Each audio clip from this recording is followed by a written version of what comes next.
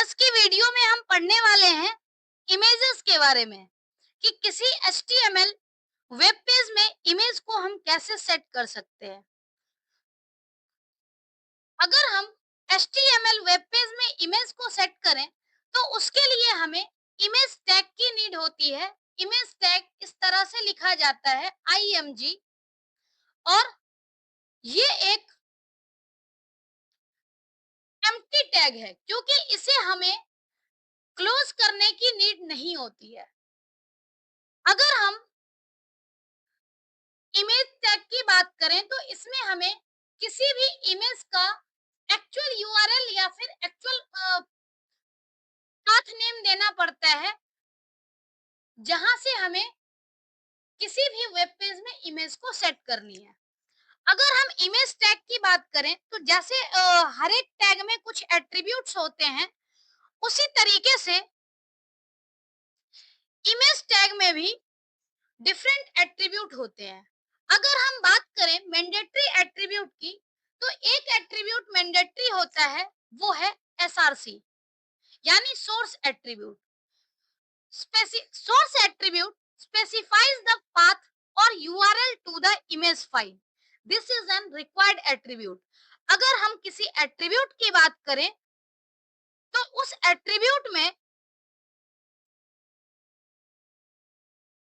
जो वैल्यू होती है वो होती है आइदर किसी इमेज की यूआरएल या फिर इमेज फाइल का पाथ। तो ये रिक्वायर्ड एट्रीब्यूट है। अगर हम बात करें कुछ एडिशनल एट्रीब्यूट की, तो एडिशनल एट्रीब्यूट पहला एट्रीब्यूट है with. It set the width of the image in pixel, यानी इमेज की जो विथ है वो सेट करने के लिए विथ एट्रीब्यूट का यूज किया जाता है। ऐसे ही हाइट एट्रीब्यूट अगर हमें सेट करना है तो उसके लिए हमें हाइट एट्रीब्यूट पिक्सल के फॉर्म में वैल्यू देनी होती है। नेक्स्ट है टाइटल। अगर हम टाइटल की बात करें तो टाइटल क्या करता है, displays a tool tip when the user over over the image, यानी ये भी क्या है, ऑप्शनल है। अगर जैसे हम किसी इमेज के ऊपर माउस को ले जाते हैं तो उसमें क्या है कि उस इमेज का टाइटल हमें शो करता है। नेक्स्ट एट्रीब्यूट है अलाइन। अलाइन एट्रीब्यूट जैसे हमने पैराग्राफ में पढ़ा, हॉरिजॉन्टल रूल में पढ़ा, हर जगह अलाइन एट्रीब्यूट काम करता है।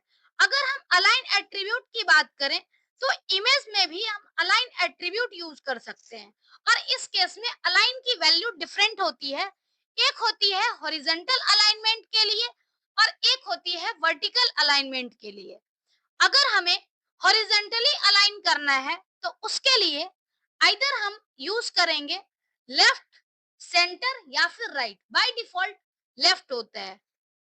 अगर हमें वर्टिकल अलाइनमेंट करनी है तो उसके लिए टॉप और बॉटम दो वैल्यू होती है। नेक्स्ट है border. To add a border to an image in HTML you can use the border attribute, यानी अगर हमें बॉर्डर सेट करना होगा तो उसके लिए हम बॉर्डर एट्रीब्यूट का यूज करेंगे। बॉर्डर एट्रीब्यूट जो है वो इमेज के अराउंड किसी भी बॉर्डर के विड्थ को स्पेसिफाई करता है, और ये पिक्सल में होता है। नेक्स्ट है अल्ट। अल्ट यानी अल्टरनेटिव टेक्स्ट। अल्टरनेटिव टेक्स्ट जो है उसको डिस्प्ले करने के लिए, जैसे कोई भी अल्टरनेटिव टेक्स्ट अगर होता है, अगर कई बार इमेज डिस्प्ले ना करे, लोड ना हो, तो ऐसे केस में एक क्रॉस साइन आता है और अल्टरनेटिव टेक्स्ट लिखा हुआ आता है। अगर जैसे कई बार कोई इमेज ना आए तो उस केस में हम अल्टरनेटिव टेक्स्ट की हेल्प से यूजर को कुछ इंफॉर्मेशन दे सकते हैं। तो ये जो था ये एडिशनल एट्रीब्यूट है। अगर हम इमेज टैग की बात करें तो इमेज टैग एक एम्प्टी टैग होता है जिसे क्लोज करने की नीड नहीं होती है, और इमेज में एक एट्रीब्यूट जो कि है SRC यानी सोर्स मैंडेटरी एट्रीब्यूट है, और बाकी सभी एट्रीब्यूट्स जो हैं वो एडिशनल एट्रीब्यूट्स हैं।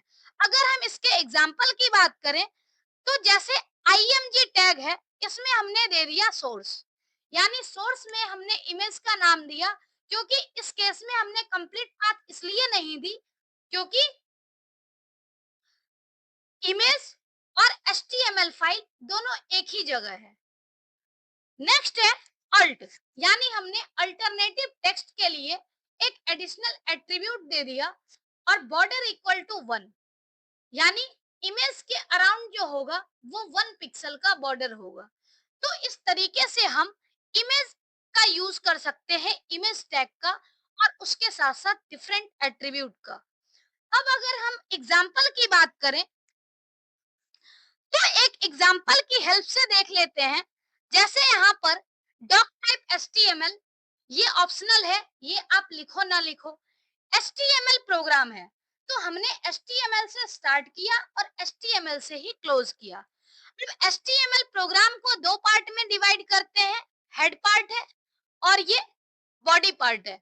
हेड पार्ट में हम टाइटल को डिफाइन करते हैं, यानी टाइटल टैग के अंदर, हेड टैग के अंदर हमें टाइटल टैग डिफाइन करना है और टाइटल टैग का यूज करके हम टाइटल डिफाइन कर सकते हैं। इस वेब पेज का टाइटल है my first web page. Body में हम क्या करते हैं, जो भी कंटेंट है उसे हमें बॉडी में डिफाइन करना होता है।